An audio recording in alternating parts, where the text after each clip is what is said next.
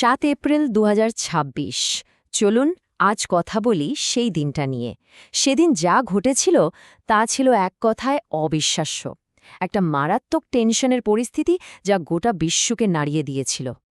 আর এই পুরো ঘটনার শুরুটা হয়েছিল মার্কিন প্রেসিডেন্টের দেওয়া একটা ভয়াবহ চরমপত্র দিয়ে। হুমকিটা ছিল একেবারে সোজাসাপটা। পুরো ইরানকে নাকি প্রস্তর যুগে পাঠিয়ে দেওয়া হবে। তো চলুন দেখি এই চরমপত্রটা ঠিক কী ছিল, হুমকিটাই বা কতটা মারাত্মক ছিল, আর পরিস্থিতি কিভাবে এত দ্রুত হাতের বাইরে চলে গেল। দেখুন, প্রথমে মার্কিন প্রেসিডেন্ট একটা কঠিন শর্ত দিলেন, হরমুজ প্রণালী খুলতে হবে। এর জন্য রাত 8টা পর্যন্ত সময় বেঁধে দেয়া হলো। বলা হলো এরপরেই ইরানের গুরুত্বপূর্ণ পরিকাঠামোতে হামলা করা হবে। কিন্তু যা ঘটল তা ছিল আরও মারাত্মক। বেঁধে দেওয়ার সময়ের প্রায় 16 ঘণ্টা আগেই মার্কিন আর ইসরায়েলি বাহিনী খার্গ দ্বীপ আর কোম শহরে আক্রমণ শুরু করে দেয়। মানে পরিস্থিতির ধারণার থেকেও অনেক দ্রুত খারাপ হতে শুরু করেছিল। তাহলে ওদের আসল উদ্দেশ্যটা কী ছিল? সোজা কথায় টার্গেট ছিল ইরানের এনার্জি ইনফ্রাস্ট্রাকচার। মানে একটা রাতের মধ্যে ওদের সব পাওয়ার প্ল্যান্ট, সব ব্রিজ ধ্বংস করে দিয়ে পুরো দেশটাকে অন্ধকারে ডুবিয়ে দেওয়া। কিন্তু এত বড় একটা হুমকির মুখে ইরান যা করল সেটা কেউ ভাবতেও পারেনি। ওদের জবাবটা ছিল একেবারেই অন্যরকম, যা দেখে গোটা বিশ্ব রীতিমতো অবাক হয়ে গিয়েছিল। সাধারণত কি হওয়ার কথা ছিল? মানুষজন হামলার ভয়ে বাংকারে লুকিয়ে পড়বে, তাই না? কিন্তু ইরানে হলো ঠিক তার উল্টোটা। হাজার হাজার সাধারণ নাগরিক বাংকারে না গিয়ে রাস্তায় নেমে এলো। নিজেদের দেশের সম্পদ রক্ষা করতে গিয়ে তারা যেন এক নতুন ধরনের যুদ্ধক্ষেত্র তৈরি করে ফেলল। ইরানের এই কৌশলটাকেই বলা হয় হিউম্যান শিল্ড বা মানব ঢাল। মানে সাধারণ মানুষ ইচ্ছে করে নিজেদেরকে টার্গেটের সামনে বা চারপাশে দাঁড় করিয়ে দেয়, যাতে শত্রু হামলা করতে না পারে। সোজা কথায় জীবন বাজি রেখে দেশের সম্পদ রক্ষা করা। আর কারা ছিল এই মানব ঢালে?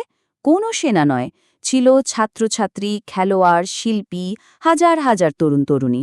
এটা কোনো সামরিক অভিযান ছিল না, ছিল একেবারে সাধারণ মানুষের একটা স্বতঃস্ফূর্ত আন্দোলন, যা ক্রীড়া ও যুব মন্ত্রণালয় থেকে সংরক্ষিত করা হয়েছিল। এমনকি ইরানের সরকারও কিন্তু এই আন্দোলনকে পুরোপুরি সমর্থন জানিয়েছিল। যেমনটা ইরানের উপমন্ত্রী আলী রেজা রহিমি বলেছিলেন, এই বিদ্যুৎ কেন্দ্রগুলো ইরানের সম্পদ, এগুলোকে বাঁচাতে হলে আমাদের ঢাল হতে হবে। এটাকে তখন একটা দেশপ্রেমিক কর্তব্য হিসেবেই দেখা হচ্ছিল।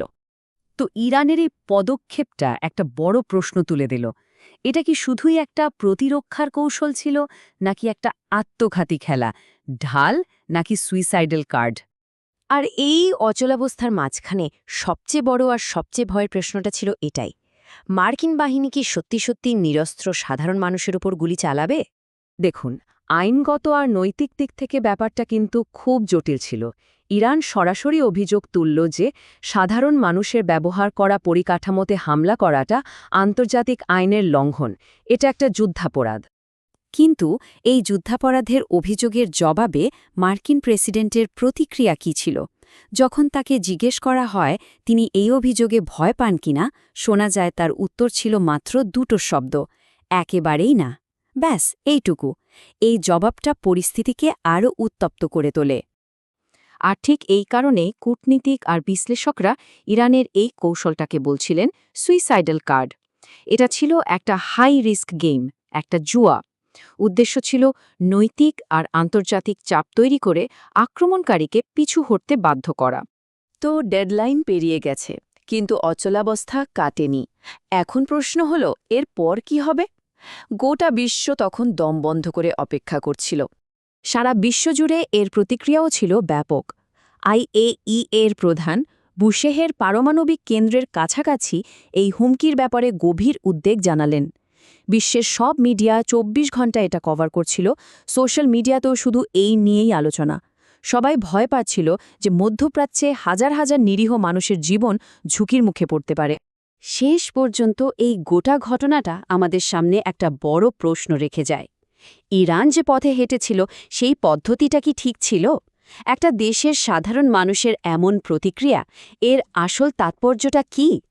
এর উত্তরটা হয়তো একমাত্র সময়ই দিতে পারবে।